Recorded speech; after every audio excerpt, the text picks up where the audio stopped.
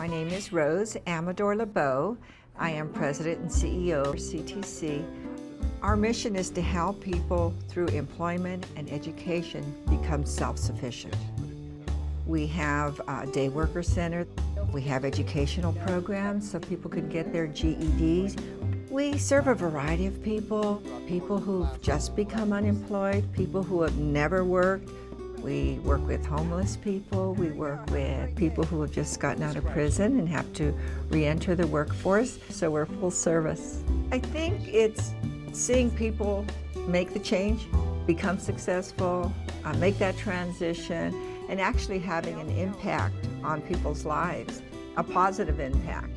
To see these success stories is what it's all about.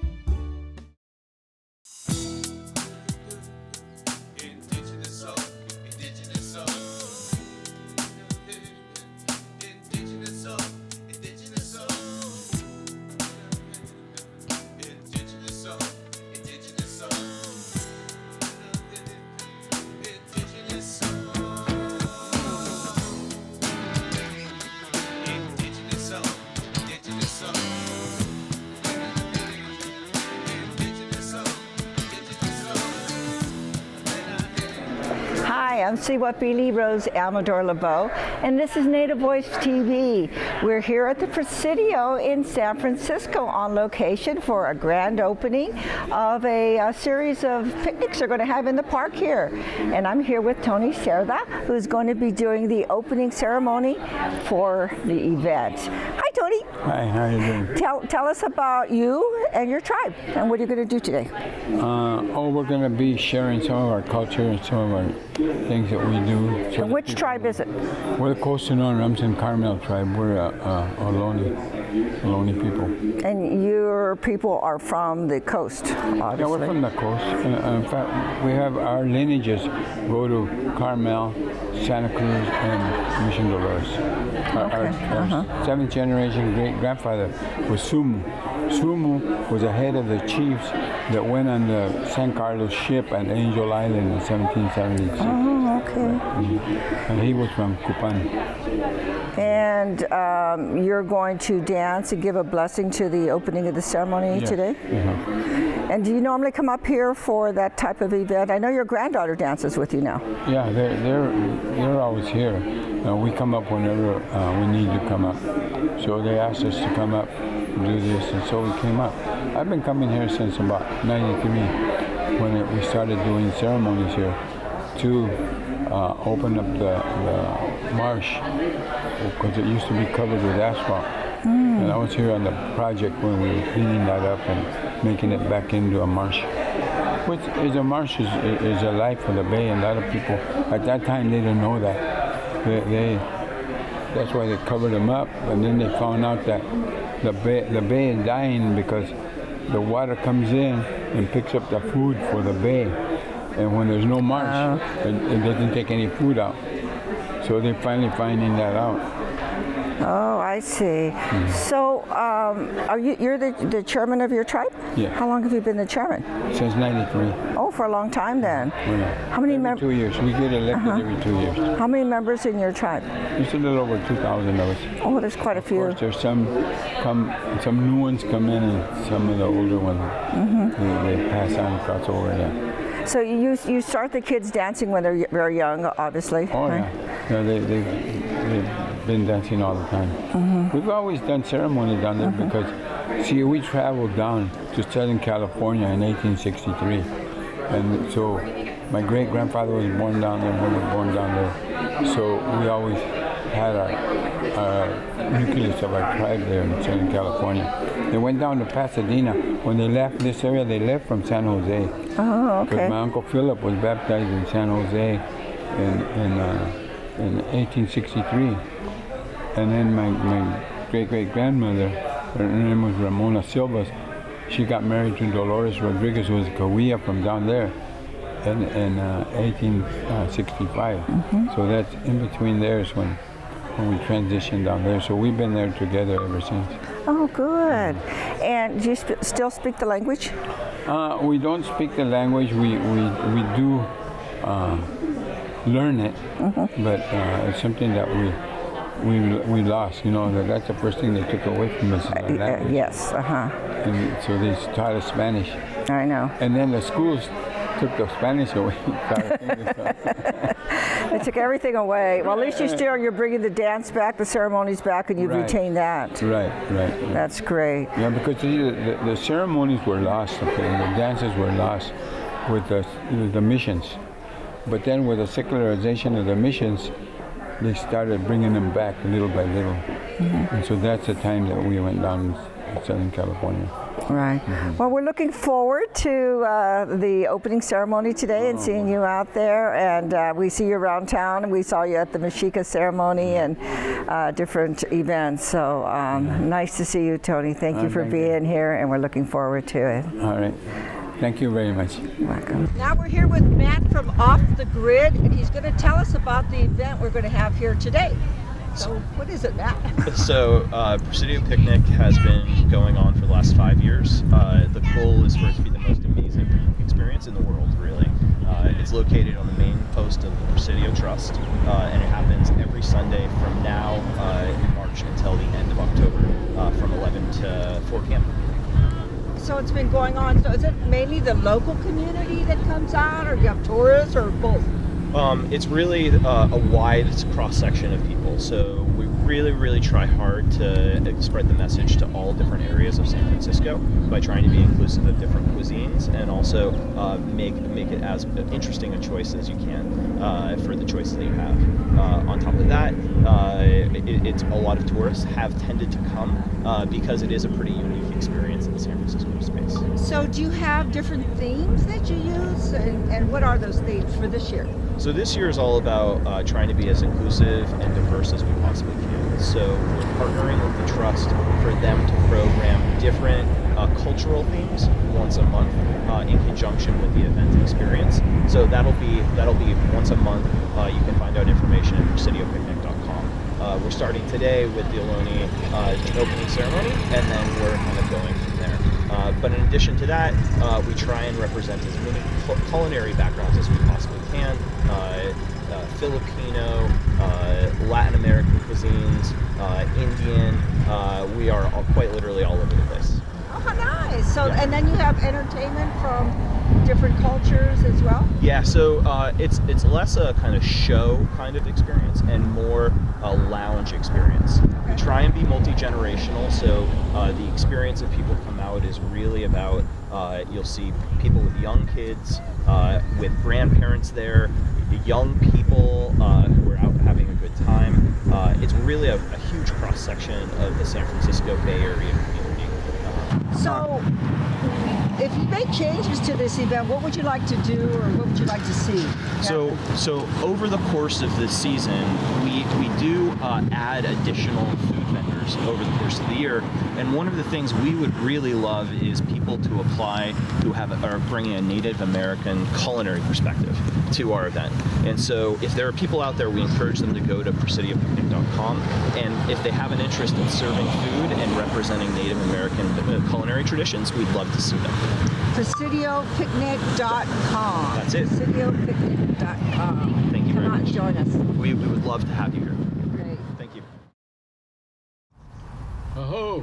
Oh. Yo, hey, oh, hey, oh. Yo, hey, oh, hey, yo, hey, oh, hey, hey, yo, hey, yeah, hey, yo, hey, oh, hey, oh. Yo, hey, oh, hey, oh. Yo, hey, oh, hey, yo, hey, oh, hey, hey, yo, hey, yeah, hey, yo, hey, oh, hey, oh. Yo, hey,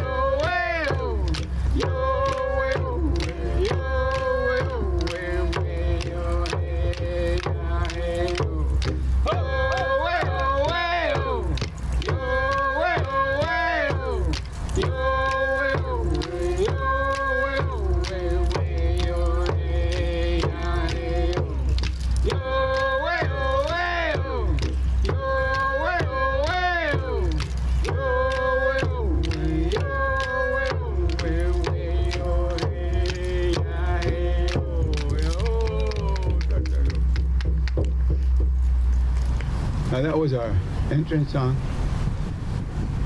And we're here to welcome you to our homeland. That's where our 7th generation great-grandfather Sumu was from the Bay Area. And so we're welcoming you to our area here, our homeland. So the next song that we're going to sing, I'll explain to you a little bit why we came in the way we came in. We came in counterclockwise. That's our eternal life cycle. And that's why we came in that way, to turn the clock back so that we can do our ceremony. And we set up the center of the universe. That's what that shell represents there. Because our people always danced on the brink of the universe. So we're going to move back, what we did a while ago, to set up the center of the universe. So that's what we're dancing now. When we dance in a life cycle.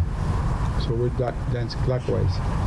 So this first dance that we're going to do is going to be to honor the life givers, the women, the one that brought us to this world, took care of us when we were babies, and they're still taking care of us now.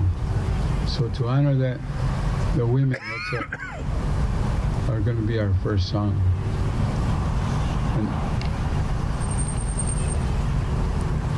Towe towe ya eleman, towe towe ya eleman, towe towe ya eleman, towe towe ya eleman, towe towe ya eleman, towe towe ya eleman, towe towe ya eleman, towe towe ya eleman, towe towe ya eleman. Towe ya eleman,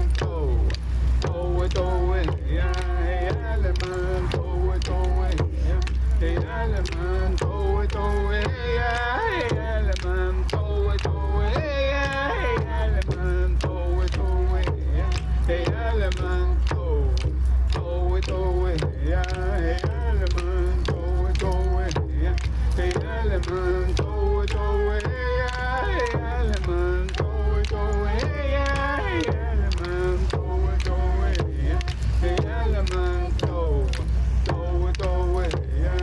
towe ya eleman, towe ya eleman, towe ya eleman, towe ya eleman, towe ya eleman. Now the next song that we're going to sing is our prayer for the trees. You look around you and you see those trees, how beautiful they are. And we got to stop and think, what do they do for us? They do so much for us. The first thing they do is they teach us how to give of ourselves. Because they give us so much. They give us lumber for our homes, wood for our fires. They give us paper, they give us pencils. All these things they do. A shade to sit under when you're warm. So many things, but the most important thing they do is they take our breath and they took it in and they took it down through the roots, down, so that our Mother Earth knows us.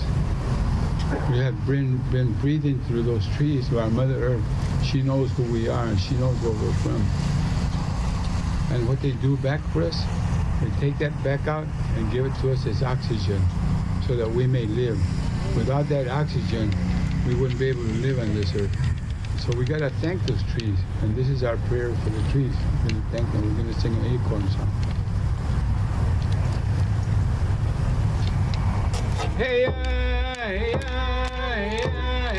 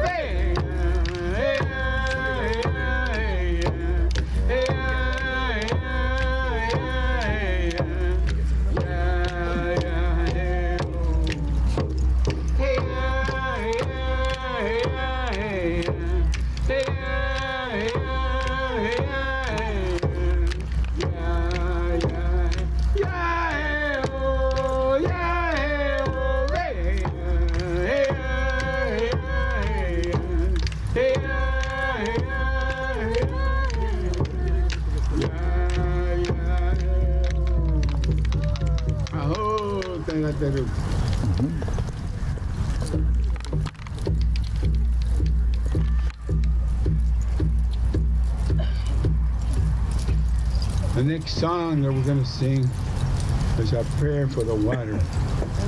The water is so important. That water is to us. It's so important that our mother carries us for 9 months before we're even born in water. We're made like 90% water. So that's how important that is to us. We have to drink everything on this planet. This is a water planet. Everything on this earth needs water. And everything is part water, mostly water. So we got to pray to the water. You know, this is like the waves of the ocean coming in to the beach. And we're calling to our 6th generation great-grandfather. His name was Shania. He was from the village of Eshlat in the Carmel Mountains, a 2,000-year-old village. And we call him to come and join us. Hayanoa in our language is come here.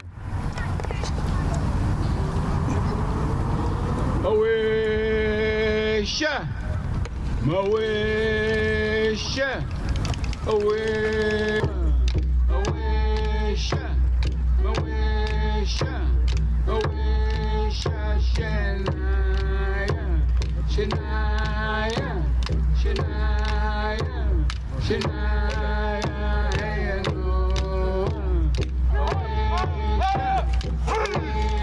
Awesha, Awesha, Shania, Shania, Shania, Shania, Hayanoa, Awesha, Awesha, Awesha, Shania, Shania, Shania, Shania, Hayanoa, Awesha, Awesha, Awesha, Shania, Shania, Shania, Shania, Hayanoa, Awesha, Awesha,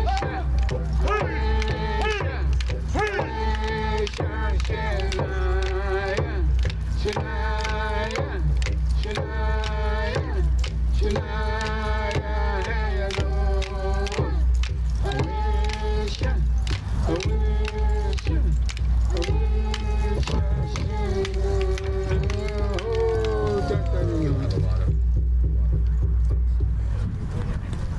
Now we are the Umaya singers and dancers. Oh.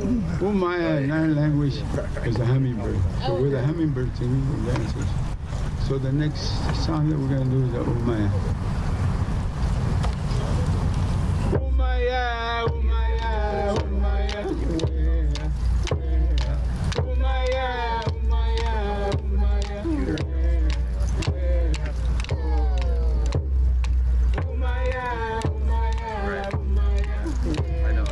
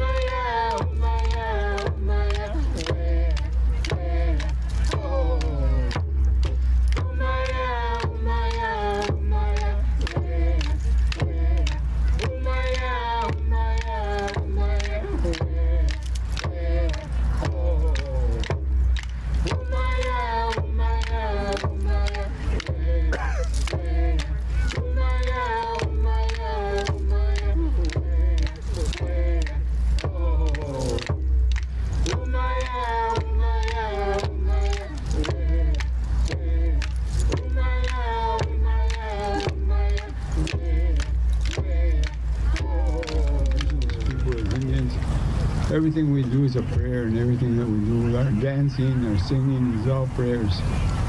So to carry our prayers up to the Creator, we're going to do an Eagle song.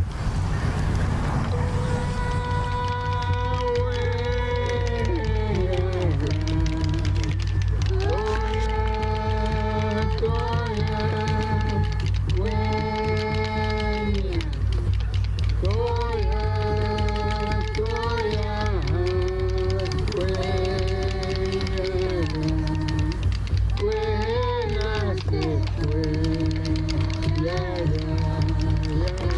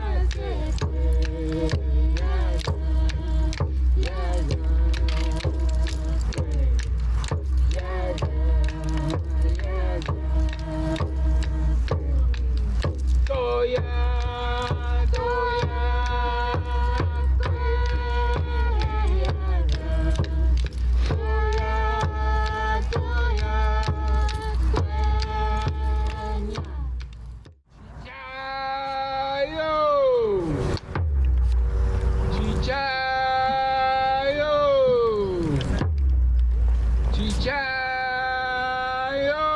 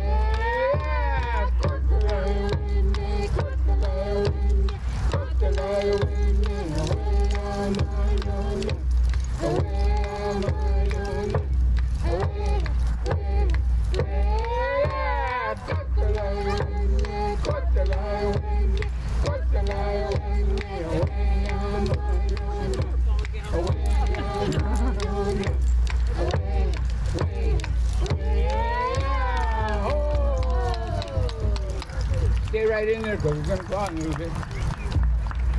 Just dance like the bears. There's a real bear right there in front of you. Just dance like him.